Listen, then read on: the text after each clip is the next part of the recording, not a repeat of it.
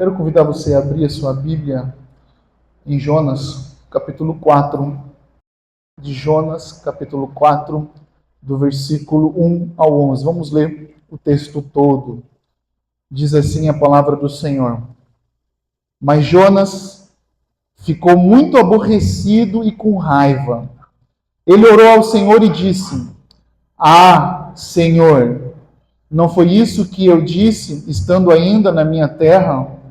Por isso me adiantei, fugindo para Tarsis, pois sabia que tu és Deus bondoso e compassivo, tardio em irar-se, grande em misericórdia, e que mudas de ideia quanto ao mal que anunciaste. Agora, Senhor, peço que me tires a vida, porque para mim é melhor morrer do que viver. E o Senhor disse: Você acha que é razoável essa sua raiva? Então Jonas saiu da cidade, sentou-se no lugar a leste da mesma, e ali construiu um abrigo, sentou-se na sombra, para ver o que aconteceria com a cidade. Então o Senhor Deus fez crescer uma planta por cima de Jonas, para que fizesse sombra sobre a sua cabeça, a fim de o livrar do seu desconforto. E Jonas ficou muito contente por causa da planta. Mas no dia seguinte, ao amanhecer, Deus enviou um verme que atacou a planta e ela secou.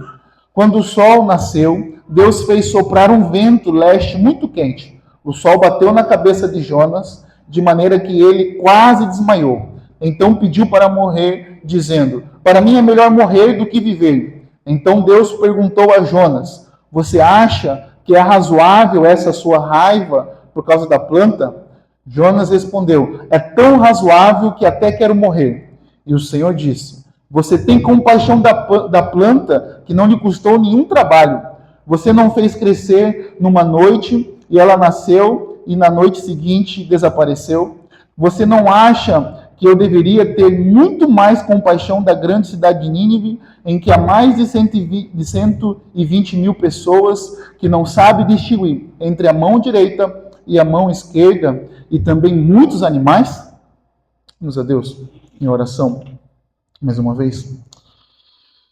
Pai Santo, eterno Deus, nós estamos aqui diante da sua palavra que é inspirada, a sua palavra que é inerrante, ó Deus, e nós estamos diante do teu trono, Pai.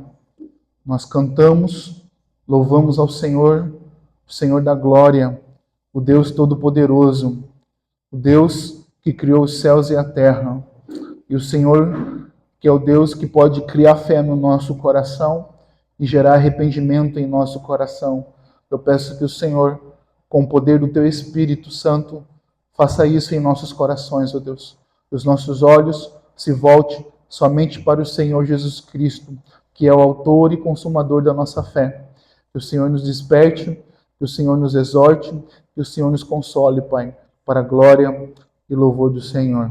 Em nome de Jesus. Amém.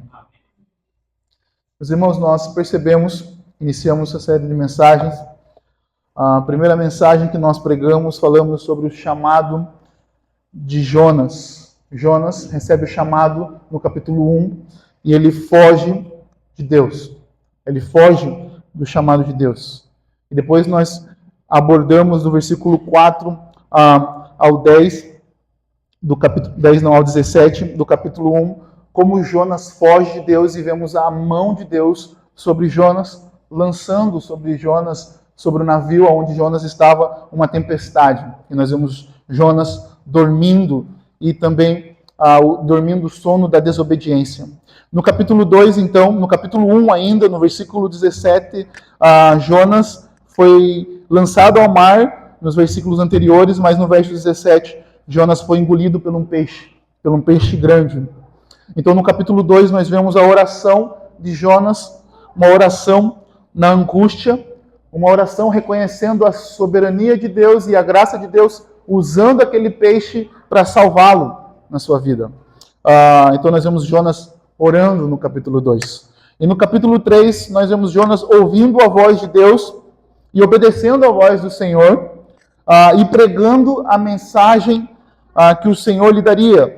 A mensagem que era, ainda em 40 dias, Nínive será destruída. Então Jonas é fiel à mensagem do Senhor, porque esse é o chamado. A palavra do Senhor vem a Jonas pela segunda vez, no capítulo 3, vai mostrar, e a mensagem, e Jonas deveria pregar somente aquilo que Deus daria para ele. E a mensagem que Deus deu a Jonas foi: ainda 40 dias, Nínive será destruída. Então Jonas prega essa mensagem, uma mensagem de juízo, mas o povo ninivita creram em Deus e se arrependeram dos seus pecados, né? Se converteram ao Senhor. Então no verso 10, Deus viu que fizeram como se converteram do seu mau caminho, e Deus mudou de ideia quanto ao mal que tinha dito e que lhes faria, e não o fez. Então o capítulo 4 começa: mas Jonas ficou muito aborrecido e com raiva. Do que Jonas ficou aborrecido e com raiva? Jonas ficou muito aborrecido e com raiva por causa da misericórdia do Senhor. Jonas ficou revoltado com Deus por causa da sua misericórdia. E a pergunta que eu faço para você é: o que faz uma pessoa se revoltar contra Deus, ou se ela tem razão das suas revoltas contra Deus? Né? O que leva pessoas também a se revoltarem umas com as outras? Né? E se nós temos razão, muitas vezes, na nossa revolta contra Deus. Mas Jonas, no primeiro ponto, Jonas dá a razão da sua fuga. Olha para o versículo 2. O versículo 2, Jonas dá a razão da sua fuga. Jonas dá a razão e diz: Senhor, não foi isso que eu disse estando ainda na minha terra? Então Jonas, ele obedece à palavra do Senhor, vai a Nínive pregar, mas Jonas não desejava ver os ninivitas salvos. Jonas prega na intenção de ver a cidade destruída. Jonas está indignado com Deus, porque sabia que ele perdoaria Nínive. Olha as palavras do versículo 2. Senhor, não foi isso que eu disse estando ainda na minha terra? Por isso me adiantei fugindo para Tarsis, pois sabia que tu és Deus bondoso e compassivo, tardio em irar-se e grande em misericórdia, e que mudas de ideia quanto o mal que anunciaste. Então Jonas, ele foge já prevendo, sabendo que se o povo de Nínive se convertesse dos seus maus caminhos, o Senhor perdoaria os pecados deles. O Senhor mudaria de ideia enquanto ao juízo que a mensagem de Jonas foi pregada. Então, olha o que Jonas está dizendo. Jonas prefere desobedecer a Deus do que ver um povo se arrependendo dos seus pecados. Jonas, então, fala para Deus no seu diálogo, revoltado com Deus, com a sua oração, porque o capítulo 4 agora também é uma oração de Jonas. Nós só vemos Jonas orando no capítulo 2, e nós só vemos Jonas agora orando mais uma vez no capítulo 4. Jonas, no capítulo 1, ele é intimado pelos marinheiros para clamar ao Deus dele, mas Jonas não ora em nenhum momento no capítulo 1. Jonas só ora quando estava dentro do ventre do peixe, e agora no capítulo 4. Então Jonas está em um diálogo revoltado, em uma oração de revolta, olhando para Deus e dizendo: como é possível o Senhor não dar julgamento a esse povo? Mas sabe o que é mais interessante, meus amados, lendo Jonas e esse capítulo 4? É que Jonas conhecia o caráter de Deus. Na realidade, Deus se revela ao povo de Israel em Êxodo, no capítulo 34, verso 6. Olha como que Deus se revela a esse povo. O Senhor passou diante de Moisés e proclamou: o Senhor, Deus compassivo e bondoso, tardio em irar-se e grande em misericórdia e fidelidade. Jonas tinha um conhecimento do caráter misericordioso de Deus. Ele desfrutava da misericórdia de Deus, mas não aplicava em seu coração. Essa situação de Jonas lembra a parábola do filho pródigo. Lembra a parábola do filho pródigo? Lembram da palavra do filho pródigo? Veja, a parábola do filho pródigo diz, né, que o filho pede a sua herança, vai embora, deixa a casa do pai, gasta tudo fora. Em consequência do seu gasto desenfreado, se tornou pobre. Chegou a ter inveja das comidas dos porcos. e aí ele se lembra da casa do pai e resolve voltar como servo do pai. A parábola conta que quando o pai viu o filho, foi ao encontro dele correndo e colocou nele a melhor roupa e fez uma festa. Mas o ponto dessa passagem, da parábola do filho pródigo, nós temos que olhar para o irmão mais velho. O irmão mais velho que tinha ficado em casa vendo seu pai fazendo uma festa. E olha as palavras que o irmão mais velho diz ao pai. Olha as palavras que o irmão mais velho diz ao pai. O filho mais velho se indignou e não queria entrar. Saindo, porém, o pai procurava convencê-lo a entrar. Mas ele respondeu ao seu pai: faz tantos anos que sirvo o Senhor e nunca transgredi um mandamento seu, mas o Senhor nunca me deu um cabrito sequer para fazer uma festa com meus amigos. Mas quando veio esse seu filho, que sumiu com os bens do Senhor, gastando tudo com prostitutas, o Senhor mandou matar um bezerro gordo para ele. Então o pai respondeu: meu filho, você está sempre comigo, tudo que eu tenho é seu. Mas era preciso festejar e alegrar-se, porque este seu irmão estava morto e reviveu, estava perdido e foi achado. Jonas parece o irmão mais velho, indignado, porque o pai perdoou o seu irmão mais novo. Essa que Jonas parece. Como assim, Senhor? O Senhor vai perdoar esse seu filho que pediu a herança do Senhor, saiu. E olha que o grave que esse filho mais novo, a gravidade que esse filho mais novo comete é que ele pede a herança para o pai ainda vivo. E quando vai embora, gasta tudo com prostituta. E volta, como assim? É interessante, meus irmãos, que Jonas tinha um conhecimento bíblico, teológico de Deus, mas nesse ponto a sua vida não correspondia com o seu conhecimento. As suas atitudes não correspondiam com o seu conhecimento.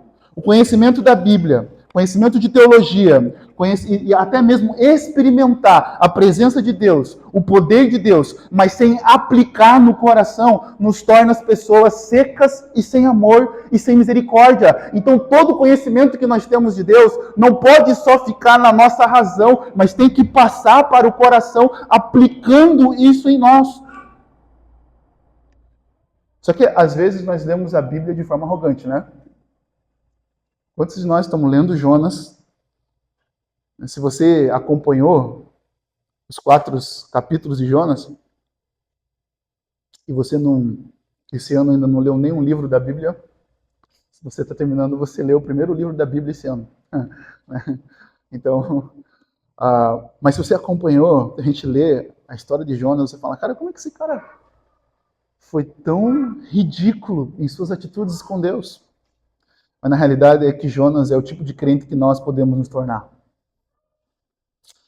Nós podemos ter um conhecimento de Deus, experimentarmos da misericórdia de Deus e não temos misericórdia das pessoas. Jonas é o tipo de pessoas que eu e você podemos nos tornar. Ou talvez você seja um Jonas aqui nessa noite. Talvez você seja um Jonas. Talvez você seja um Jonas com o escândalo da graça de Deus. Por quê? Porque ele salva pecadores como o povo de Nínive. Um povo de Nínive desafiador. Um povo maldoso. Um povo horrível. Um povo que esfolava as pessoas vivas. Um povo que cortava a cabeça das pessoas, empilhava na porta da cidade. Um povo horrível que matava os seus inimigos da pior forma possível.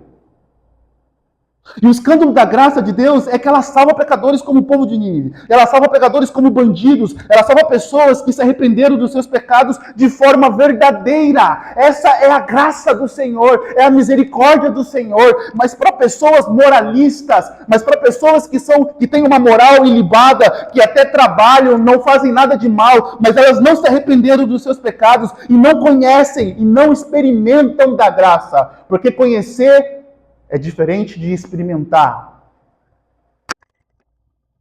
Embora a experiência passa pelo conhecimento, mas às vezes nós só paramos no conhecimento e não experimentamos a graça de Deus, a graça do Senhor Jesus.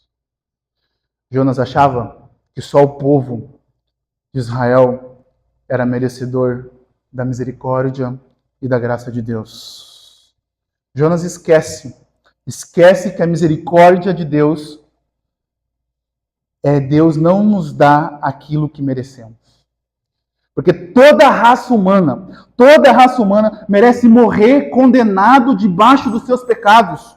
Toda a raça humana merece morrer condenado debaixo dos seus pecados e ir para o inferno. Eu e você merecemos morrer e ir para o inferno. Mas Deus, sendo rico em misericórdia, como diz Efésios capítulo 2, verso 4, mas Deus, sendo rico em misericórdia, por causa do grande amor com que nos amou, estando nós mortos em nossas transgressões, nos deu vida juntamente com Cristo pela graça, vocês são salvos. Deus é rico em misericórdia. Ele espalha a sua misericórdia para quem Ele quiser. Não cabe a nós querer escolher as pessoas que Deus deve derramar a sua misericórdia. Nínive estava morta, passou a viver por causa da misericórdia de Deus. Na concepção de Jonas, Nínive não merecia receber misericórdia. A sua mensagem foi de juízo, né? Capítulo 3, versículo 4. Ainda 40 dias, Nínive será destruída. Nínive será destruída. Mas Deus, Ele derrama a graça e a misericórdia dEle em quem Ele quiser. Em quem Ele quiser. Não cabe a nós questionar a ação soberana do Senhor sobre quem Ele derramar a sua graça e a sua misericórdia. Mas cabe a nós lembrar que a misericórdia de Deus é Deus não nos dar aquilo que nós merecemos. Porque eu e você, nós merecemos o quê? Nós merecemos a condenação e a ira do Senhor. Mas Deus olha com misericórdia para nós e não nos dá. Deus não nos dá. E nós somos salvos pela graça de Deus. Um favor que não merecemos.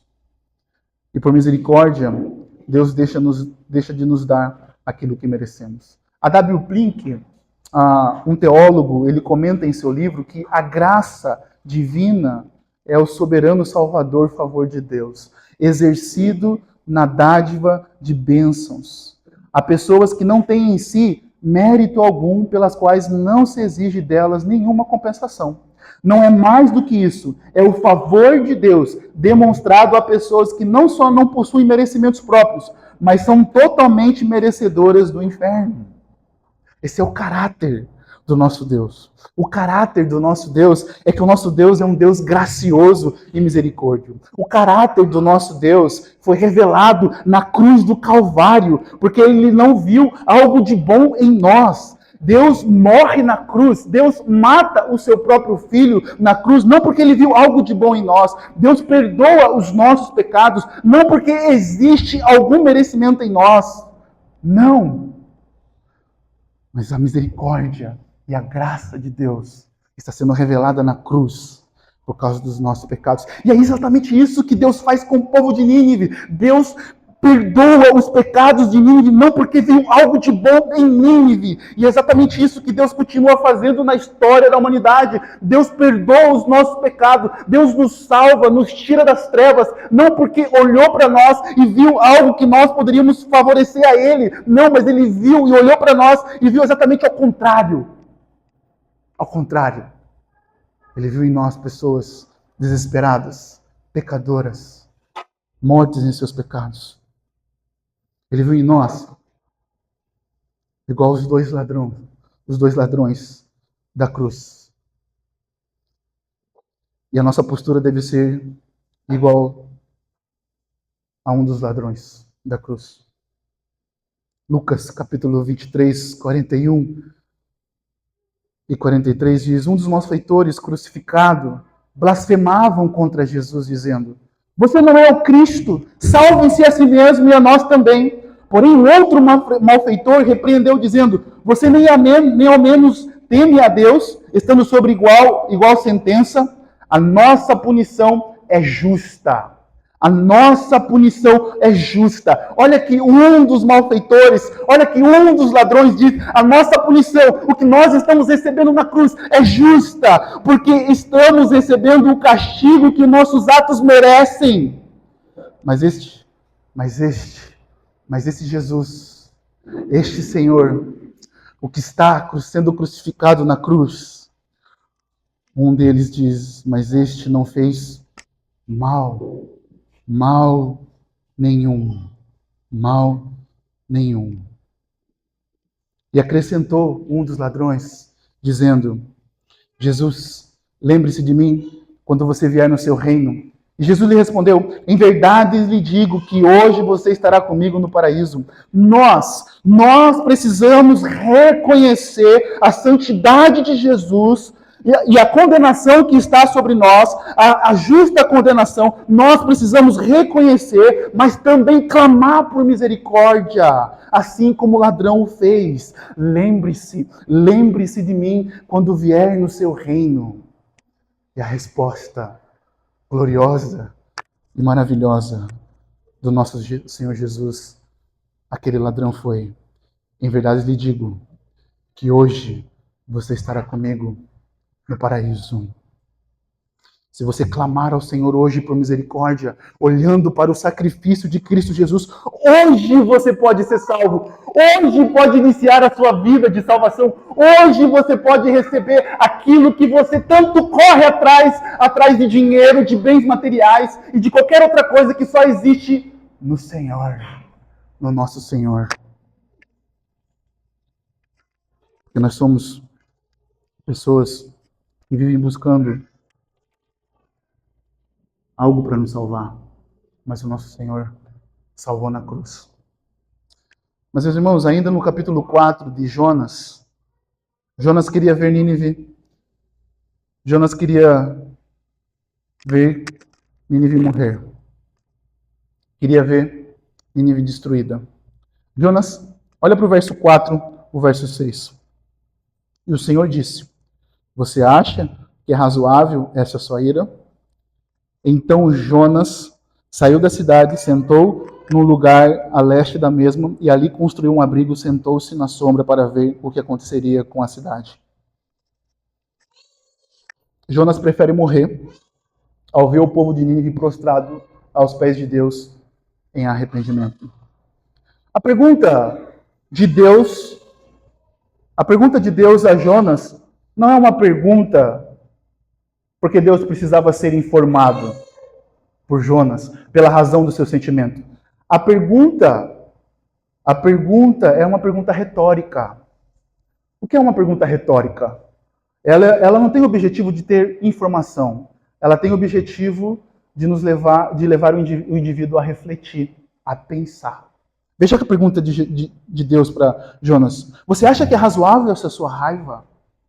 Deus está querendo levar Jonas a pensar. E Deus é um Deus que ama fazer perguntas retóricas. Se nós olharmos no capítulo 3 de Gênesis, nós vamos ver que Deus faz algumas perguntas para Adão e Eva. Uma das perguntas é: aonde você está? Não era porque Deus não sabia aonde Adão e Eva estavam, era porque Deus queria levar a consciência deles a refletirem sobre os seus atos. E é exatamente isso que Deus está fazendo com Jonas. Deus está querendo levar Jonas a refletir. É razoável essa sua ira? É razoável essa sua ira? E Deus é um Deus que ama fazer perguntas retóricas. Ele ama. Ele ama nos levar a refletir. E Deus está levando Jonas a pensar sobre a sua raiva. Só que Jonas não responde nada nessa primeira pergunta. Apenas sai da cidade e senta em um lugar e fica esperando ver a destruição de Nínive. Mas, meus irmãos, a falta de misericórdia de Jonas fez com que ele ficasse à distância, sentado, esperando Nínive ser destruída. Olha para o versículo 5. Então Jonas saiu da cidade. Deus pergunta para Jonas: é razoável essa sua ira? Jonas vira as costas para Deus. É como se Jonas estivesse deixando Deus falando sozinho. Mas ele vira as costas para Deus e senta ao leste da cidade, olhando de longe. Ele constrói até um abrigo para ele. É como se Jonas constrói o seu abrigo, olha para a cidade e diz para Deus: pronto, Senhor, destrói agora. Acaba com Nínive. Eu quero ver isso acontecer. Eu preguei uma mensagem de destruição. E eu quero ver. Destrói. Destrói. Esse é o perigo de uma vida sem compaixão para com as pessoas. Nós não queremos nos envolver com elas e nem com seus problemas. Nós apenas queremos ver as pessoas sendo destruídas. Simplesmente isso. Uma vida sem compaixão é um desejo de querer ver as outras pessoas sendo destruídas, sem se envolver com elas, sem se envolver com seus problemas, sem querer ver elas sendo levadas a Cristo ao arrependimento. A falta de misericórdia nos faz andar longe das pessoas. Nós não queremos nos envolver com elas e com seus problemas. Nós não queremos ver elas se arrependendo dos seus pecados e recebendo graça do Senhor. Jonas senta longe. Então Jonas saiu da cidade e sentou-se no lugar leste. É isso que acontece muitas vezes quando você vê alguém indo para um buraco. Você está vendo que a pessoa está caminhando para um caminho que é de destruição, mas você senta longe apenas olhando ela indo, para depois você dizer, olha, eu avisei ou nem avisei. Mas infelizmente isso pode acontecer comigo, com você. Eu e você podemos ser Jonas, apenas sentar de longe e ver, e querer ver Deus destruir tudo. Quando nós não aplicamos em nosso coração aquilo que recebemos de Deus, temos a tendência de nos esquecer do que Deus fez por nós e nos tornarmos pessoas sem misericórdia e nos acharmos melhores do que o outro. Quando nós esquecemos daquilo que Deus fez por nós, quando nós não aplicamos aquilo que Deus fez por nós, nós podemos nos tornar pessoas sem misericórdia e nos achar melhores do que outro. A misericórdia de Deus é revelada nesse livro. Ela continua sobre nós. Na realidade, o livro de Jonas é um livro sobre ensinamento sobre misericórdia, sobre compaixão, sobre como nós podemos ter compaixão das pessoas, como eu e você somos chamados a viver uma vida de amor profunda no relacionamento uns com os outros, que flui somente do trono da graça. Veja que esse capítulo 4, Deus está conversando e questionando com Jonas de uma forma paciente e misericordiosa.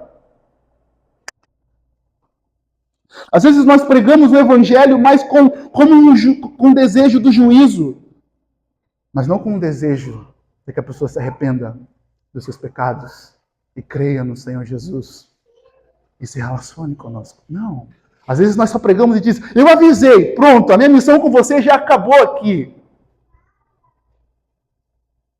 Sem menos eu e você esperar, Jonas pode ser a nossa pele.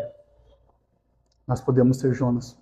Sem ao menos eu e você perceber. De repente, nós podemos ser Jonas.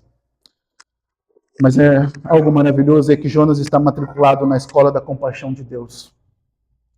Jonas é alvo da compaixão do Senhor. Deus está sempre querendo ensinar Jonas sobre compaixão. Veja no versículo 6 agora. O verso 6, então o Senhor Deus fez crescer uma planta por cima de Jonas, para que fizesse sombra sobre a sua cabeça, a fim de o livrar do seu desconforto. E Jonas ficou muito contente por causa da planta. Então nós vemos Jonas com raiva, agora Jonas estar contente. A alegria de Jonas por causa da planta. Jonas agora estará alegre porque Deus fez crescer uma planta sobre a sua cabeça. Olha que interessante que o texto mostra para nós, que a preocupação de Deus em fazer a planta sobre a cabeça de Jonas era sobre o seu desconforto. O desconforto de Jonas, porque estava com o sol na sua cabeça, ou talvez o abrigo que ele tinha ali não estava sustentando ele. Então o objetivo de Deus em fazer a planta era aliviar o calor sobre ele. E Jonas estava contente agora. Veja como que Deus está mostrando a sua misericórdia para Jonas. Veja como que Deus está querendo mostrar preocupação com Jonas, mas ao mesmo tempo nos versos que vai vir depois, no versículo 7, Deus também quer ensinar a Jonas e mostrar para ele. Olha o versículo 7, mas no dia seguinte, ao amanhecer, Deus enviou um verme que atacou a planta e ela secou. Então Deus matou a planta e Jonas ficou irado. Então, mais uma vez, Deus está querendo ensinar Jonas com a sua segunda pergunta, se era razoável estar irado por causa da planta. Veja, agora no verso 8, quando o sol nasceu, Deus fez soprar um vento leste muito quente. O sol bateu na cabeça de Jonas de maneira que ele quase desmaiou. Então pediu para morrer, dizendo, para mim é melhor morrer do que viver. Então Deus mais uma vez pergunta: você acha que é razoável essa sua raiva? Momentos atrás, Jonas está virado. Depois, Jonas está alegre. E agora, Jonas está irado mais uma vez, porque Deus matou a planta. Jonas estava mais contente pela vida da planta do que pela compaixão de Deus por Nínive. Veja, Jonas não está mais contente em receber benefício do Senhor. Jonas está mais contente, na realidade, em receber benefício do Senhor, aliviando o seu calor, do que a salvação de um povo. Jonas é egocêntrico. Jonas é egocêntrico. E o que é uma pessoa egocêntrica? Uma pessoa egocêntrica é aquela que pensa que tudo gira em torno de si mesma. Tudo gira em torno dela. Ela é o centro do universo. É exatamente isso que Jonas é. Jonas está sendo egocêntrico aqui. Veja, Jonas está querendo que Deus fizesse a vontade soberana dele. Jonas está olhando para mim e dizendo: destrói, Senhor. Eu preguei destruição, destrói. Agora Deus faz levantar uma planta sobre a cabeça dele e depois Deus mata a planta e Jonas fica irado com a planta. Jonas então é egocêntrico, achando que tudo gira em torno dele, tudo tem que girar, tem que fazer a vontade de Deus. Eu preguei destruição, tem que destruir. A planta o Senhor fez crescer, era minha, agora o Senhor destruiu. Então eu estou irado. Então Jonas, egocêntrico. Richard Phillips diz em seu comentário que pessoas egocêntricas são mais infelizes. Mais infelizes. Elas reclamam o tempo todo, nunca estão satisfeitas, não sentem alegria na vida, não geram alegria em outros e pouco prezam a glória de Deus. A não ser que o nosso coração se preocupe com causas e glórias muito maiores do que as nossas próprias, nós estamos desperdiçando os nossos dons, o chamado que Deus nos deu e ficamos sentados miseravelmente sobre o calor do sol, das provações do mundo, querendo morrer. Pessoas egocêntricas, elas estão o tempo todo querendo morrer. Embora elas são o centro do universo, mas elas estão o tempo todo querendo, reclamando da vida, reclamando, nada está bom, nada está contente, está muito quente, está muito frio, está muito gelado, a casa que eu tenho não está boa, o meu marido não me proporciona coisas que eu devo, a minha esposa é ruim. Pessoas egocêntricas. Uma pessoa assim, ela olha para Deus, para a igreja, para as pessoas apenas como algo para consumir o que pode me proporcionar. O que essa igreja pode me oferecer? O que essa pessoa pode me oferecer? Pessoas egocêntricas estabelecem relacionamentos com base no consumo e no serviço. A pergunta não é como eu posso servir, o que eu posso fazer para você. Infelizmente, muitos cristãos são assim hoje. Eles estabelecem os seus relacionamentos com base no que as pessoas podem oferecer. Mas ao contrário, o que Deus faz? Deus nos chama a viver de forma diferente. Nós somos chamados para viver uma vida de compaixão e de serviço. E Deus faz a última pergunta para Jonas, para levá-lo a refletir. Quem é mais importante? A planta ou as pessoas? Olha o versículo 10 e 11. E o Senhor disse: você tem compaixão da planta que não lhe custou nenhum trabalho. Você não a fez crescer numa noite. Ela nasceu e na noite seguinte desapareceu. Você não acha que eu deveria ter muito mais compaixão da grande cidade de Nínive, em que há mais de 120 mil pessoas que não sabem distinguir entre a mão direita e a mão esquerda, e também muitos animais? Jonas aprendeu a ter compaixão de uma planta, mas ainda estava entendendo que tinha que ter compaixão pelas pessoas. Deus estava ensinando Jonas. A pergunta, a morte da planta, foi na realidade para ver o que estava no coração de Jonas. Deus mata a planta para ver como ele tinha mais compaixão da planta do que das pessoas. Sabe a forma como eu e você podemos vencer o nosso egocentrismo? De duas formas. Duas formas. A primeira é que nós devemos amar a Deus e as pessoas. Amar a Deus e as pessoas. Deus está mais interessado em me ensinar a amar e lhe ensinar a amar a ele e as pessoas do que lhe dá bens materiais. Amar as pessoas envolve amá-las de perto. Não existe amar de longe.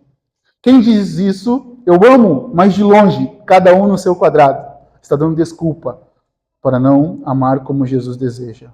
O amor de Jesus é sacrificial. E é com esse amor que nós somos chamados a amar. Precisamos colocar as coisas em ordem primeiro. É necessário parar de amar os objetos, as coisas, os objetivos da vida, os planos que nós temos. Nós precisamos colocar as coisas em ordem como igreja, como povo de Deus e lembrar, primeiro são as pessoas e depois as coisas. Mas Jonas está olhando ao contrário, ele está amando a planta.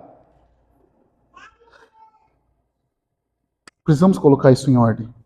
É necessário amar mais as pessoas do que os objetos, do que as coisas. Nós muitas vezes gastamos nosso esforço para obter as coisas. Um exemplo básico disso, rapidamente. Como que se revela que eu e você amamos mais as coisas? Por exemplo, vamos chamar você para discipular, mas você prefere pintar uma parede, assistir um filme, do que tentar se envolver com a vida das pessoas? Meus irmãos, às vezes nós chamamos para nos envolvermos um na vida dos outros. O Evangelho nos chama. Esse cristianismo é muito fácil. Escolher aquilo que queremos fazer. Muitas vezes nós estamos escolhendo aquilo que queremos fazer. Nós olhamos para a Bíblia, olhamos para Deus, e nós estamos escolhendo aquilo que queremos fazer. Jonas estava mais contente pela vida da planta do que pela compaixão de Deus por Nínive. E às vezes nós estamos criando um cristianismo, a nossa imagem e semelhança. E nós vamos refletir. Eu quero levar você a refletir sobre qual cristianismo você está servindo. Qual cristianismo você está servindo? Quando eu falo isso sobre qual cristianismo você está servindo, é porque existe uma grande probabilidade de você ter criado um a seu gosto. Existe. Existe uma grande probabilidade de você ter criado um cristianismo ao seu gosto. Sabe qual é o cristianismo criado pelo nosso gosto? É o cristianismo do individualismo. Nesse mundo individualista que nós vivemos. É o cristianismo, é o Jesus que nós criamos conforme nós queremos, mas não conforme as Escrituras. Porque o cristianismo bíblico deve nos levar a amar a Deus e ao próximo. Essa é a forma como nós demonstramos o amor a Deus, é amando ao próximo. É exatamente isso, porque o cristianismo verdadeiro nos leva a amar a Deus, aquele a quem nós não conseguimos ver com os nossos próprios olhos, e nos leva a amar os nossos semelhantes, nos leva a nos negar, porque amar o próximo é nós estarmos em alta negação, constantemente, negando muitas vezes os nossos propósitos, negando muitas vezes os nossos planos, negando muitas vezes tudo aquilo que nós pensamos para servir. Por isso que Jesus diz, eu lhes dou um novo mandamento, que vocês amem uns aos outros, assim como eu os amei, que também vocês amem uns aos outros. Nisto todos conhecerão que vocês são meus discípulos, se tiverem amor uns aos outros. Uns aos outros. Mas aqui, sabe o que é interessante no capítulo 4? O que é intrigante nesse capítulo 4 de Jonas? É que o capítulo termina com uma pergunta. O capítulo termina com uma pergunta. É uma pergunta. Parece que Deus e Jonas continuam esse diálogo ainda. Né? Sabe, meus irmãos? A pergunta para nós, o que é mais importante? As pessoas ou os seus objetivos? As pessoas ou a sua casa? Seus bens? Seu emprego? O seu conforto? É isso que é mais importante para você? Não é, meus irmãos. O mais importante são a vida das pessoas. É interessante Existe uma pesquisa, o maior número de divórcios acontece por causa da vida financeira. Problemas financeiros trazem divórcios. Isso revela muito o coração das pessoas. As pessoas estão mais preocupadas em se manter bem em estabilidade financeira do que manter um casamento. As pessoas estão mais preocupadas em olhar para a sua vida e dizer, olha, você está trazendo esse mal para a minha vida, você está me prejudicando de crescer de forma financeira. Então eu prefiro romper a aliança que um dia eu fiz com você para viver uma vida financeira boa e saudável. Então nós trocamos as coisas, nós colocamos as coisas em primeiro lugar e depois as pessoas. Mas a ótica do Evangelho, a ótica de Deus é colocar as pessoas em primeiro lugar. Por mais que as pessoas são pecadoras, são corrompidas, mas elas ainda carregam a imagem de Deus. É as pessoas mais importantes. É isso que acontece, meus irmãos. Pessoas se divorciando por causa de problema financeiro. Porque elas colocam a ordem ao contrário. Estão colocando primeiro a sua vida financeira, estabilidade, conforto, e depois o outro. Na realidade, hoje, o casamento é uma sociedade. A sociedade de que você vai me ajudar a crescer. E nós ajudamos os outros a crescer. Mas quando nós olhamos para as Escrituras, o casamento não é uma sociedade. O casamento é além de uma sociedade. Quando nós olhamos para as Escrituras, o casamento é um lugar onde eu sirvo as pessoas. É onde eu deixo meus planos para servir. É onde eu me nego. É onde eu me entrego. É onde eu me dou. Porque é isso que Jesus diz. Olha, esse é o novo mandamento que eu dou a vocês. Que vocês amem uns aos outros. E o amor que Cristo nos chama a viver é um amor sacrificial. Então, quando a gente casa, ou quando a gente se relaciona com as pessoas com desejo de obter crescimento financeiro, ou qualquer outra coisa, menos para servir, tudo vai ruir. Nós vamos ser como Jonas. Destrói, Senhor. Destrói logo. Destrói logo. E essa é a última pergunta de Deus para Jonas no verso 8, no verso 11. Revela para nós algo interessante, que a falta de compaixão em nossos corações nos tornam pessoas indiferentes. Pessoas indiferentes. Nós, eu e você, precisamos travar uma luta contra a indiferença. Eu e você precisamos lutar constantemente com esse sentimento de indiferença que bate em nossos corações.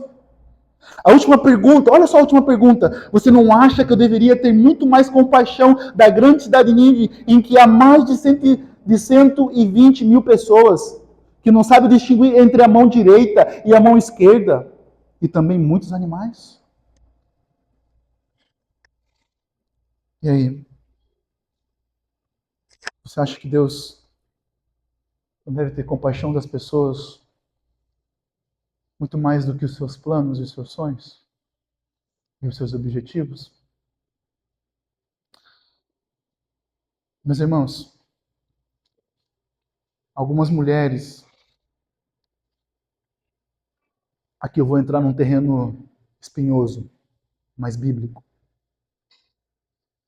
Algumas mulheres abandonam o seu ofício de cuidar do lar por causa do dinheiro. E aqui eu não estou querendo dizer que mulheres não podem trabalhar. Mas deixam seus filhos porque elas querem dar mais conforto. Porque elas querem dar mais um iPad, mais um carro, do que tempo, amor e carinho. E essa sociedade feminista tem impregnado na cabeça das nossas mulheres. É óbvio que homens machistas também têm olhado para as mulheres como algo objeto das suas mãos. Mas nós precisamos olhar com a compaixão e com amor. O homem e a mulher precisam olhar um para o outro com o amor de Deus, aonde eu me entrego de forma sacrificial. Então não abandonem o seu posto só por dar mais um pouco de dinheiro. Porque você pode conversar, com qualquer criança e adulto que viveram longe dos seus pais, porque eles trabalhavam demais. A maior queixa desse adulto é: eu só queria o meu pai e minha mãe perto de mim. Só isso. Só isso. Então, nós trocamos a ordem. Esse mundo nos faz pensar que nós temos apenas que dar coisas para as pessoas. Mas o que nós precisamos dar é tempo. Um dia eu estava numa conferência de família e um pastor disse: você sabe o que seu filho quer? A coisa mais preciosa para o seu filho é tempo. Tempo é a palavra amor. Esse seu filho não quer um carro novo. Ele quer um tempo. Amor. Relacionamento. A falta de compaixão em nossos corações nos leva a ser pessoas indiferentes. E nos leva a nós não olharmos para aquilo que é importante. A gente coloca o secundário como importante. Nós não colocamos aquilo que é importante na lista. É interessante quando questiona Jesus, qual é o maior mandamento? E Jesus responde: o maior mandamento é amar a Deus de toda a sua força, com todo o seu coração, com toda a sua alma e com todo o seu entendimento. E qual é o segundo maior? O segundo maior é amar o próximo. Essa é a nossa relação. Se você diz amar a Deus, se você diz estar comprometido com Deus, então a sua vida deve estar comprometida com o próximo. Porque é isso que Deus está querendo ensinar para Jonas. Olha, você não acha que eu deveria ter muito mais compaixão dessa grande cidade? 120 mil pessoas que estão morrendo. E é interessante que o foco que mostra do versículo 11 é que mostra pessoas. Deus preocupado com pessoas. Como eu volto a falar, Deus está preocupado com pessoas não porque elas têm algo de bom a oferecer para Ele, é porque elas são pecadoras, é porque elas precisam da graça de Deus e elas estão condenadas. Nínive estava condenada, mas a mensagem chegou para eles. A mensagem chegou, ainda 40 dias Nínive será destruída. Então o que aconteceu? Os ninivitas creram em Deus e se arrependeram dos seus pecados e o Senhor mudou de ideia. Então todos nós nascemos condenados, debaixo de condenação. Então nós precisamos crer em Deus, crer em Cristo Jesus para sairmos da condenação, porque é isso que Jesus ensina em João capítulo 3. Ele diz: olha, eu não vim condenar o mundo, eu vim salvar o mundo, porque o mundo já está condenado, as pessoas já estão condenadas, eu e você já nascemos condenados, eu e você já nascemos perdidos, mas se nós não cremos em Deus, se nós nos arrependemos dos nossos pecados, nós não vamos desfrutar da compaixão completa de Deus, que é a distância da vida eterna, da ira eterna de Deus. Porque a ira caiu sobre Cristo Jesus. E só aqueles que vão para Cristo Jesus, só aqueles que se arrependem dos seus pecados, é que desfrutam da eternidade com o Senhor Jesus e do livramento. Só. Então nós precisamos entender que Deus, antes de mais nada, Ele quer nos livrar da condenação eterna. Se você não tem Cristo ainda na sua vida, se você ainda não recebeu a Cristo, entenda, não é uma planta, uma bênção de Deus, porque Deus deu uma planta, Deus deu uma bênção de Deus para Jonas, mas é a salvação que Deus salvou o povo de Nínive. Deus salvou o povo de Nínive. E Deus deseja salvar você ainda hoje, porque olha o que ele diz: você não acha que eu deveria ter muito mais compaixão da grande cidade de Nínive? Você pode colocar o seu nome, você não acha que eu poderia ter uma grande compaixão de você, Mateus, de você, Thales, de você, Gabi, de você, David? Coloque o seu nome, porque Deus olha para você com compaixão quando Ele envia o seu Filho, Jesus Cristo, para morrer na cruz do Calvário. Essa é a maior bênção que nós podemos ter. Não é uma planta, não é uma casa nova, não é um carro novo, mas é saber que nós temos a vida eterna em Cristo Jesus. Mas é saber que ainda em 40 dias Nínive seria destruída, mas Deus resolveu não destruir, porque esse povo se arrependeu. Nós não podemos afirmar quando Jesus vai voltar. Mas já está decretado esse dia. Só Deus sabe o dia. Só Ele sabe a hora que Ele voltará agora. Agora não mais como Salvador do mundo, como veio na primeira vez, mas agora como juiz, justo juiz, que vai condenar o mundo. Então por isso que a compaixão de Deus, agora nesse exato momento, sendo explicada para você, você deve se render a Deus e se converter dos seus maus caminhos. É isso que você deve fazer. Então Deus sempre mostra na história que Ele se preocupa com pessoas. Deus se preocupa com você. Mas Deus se preocupa em lhe dar aquilo que você precisa. Sabe o que é interessante? Muitas vezes você não sabe aquilo que você precisa, né? Os filhos não sabem aquilo que eles precisam, mas os pais sabem. Deus sabe aquilo que nós precisamos. O que você precisa é de Cristo, de salvação, de compaixão, de misericórdia, de amor. Esse mundo não vai lhe dar amor. Esse mundo não quer lhe dar amor. Não. Não. Esse mundo quer destruir a sua vida. Porque o verdadeiro amor está em Cristo Jesus. Está em Deus. Olhando. Deus está olhando para Jonas com misericórdia e compaixão. A gente lê esse texto, a gente vai ver Deus ensinando a Jonas e o seu povo a amar. Porque nós precisamos amar como o seu povo. Então, meus irmãos, nós precisamos lutar contra a indiferença. Nós precisamos lutar contra a falta de compaixão. Como é que nós podemos lutar contra isso?